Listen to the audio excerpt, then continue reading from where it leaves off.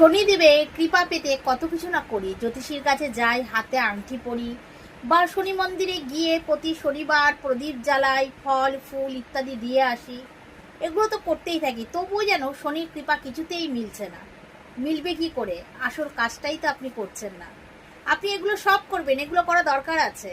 তার সাথে সাথে শনি মন্দিরে গিয়ে যখন শনিদেবকে প্রণাম করবেন, তখন অবশ্যই বলবেন ছায়া পুত্র শনিদেব কি যায়, ছায়া মাতা কি যায়।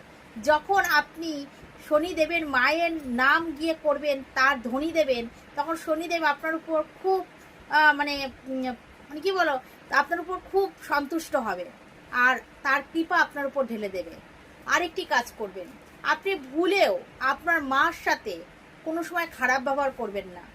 যখনই সময় পাবেন তখনই মায়ের পদসেবা করবেন, মার মনে দুঃখ দেবেন না, মাকে সবসময় খুশিতে রাখবেন।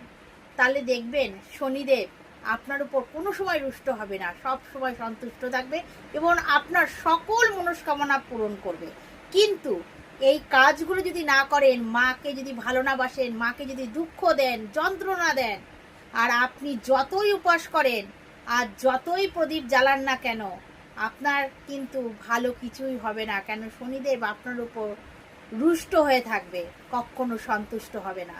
তাই জন্য এই কাজটি করুন, মাকে যত্ন নিন, মায়ের সাথে ভালো ব্যবহার করুন, তাহলে জীবনে অনেক বড় সাকসেস পাবেন।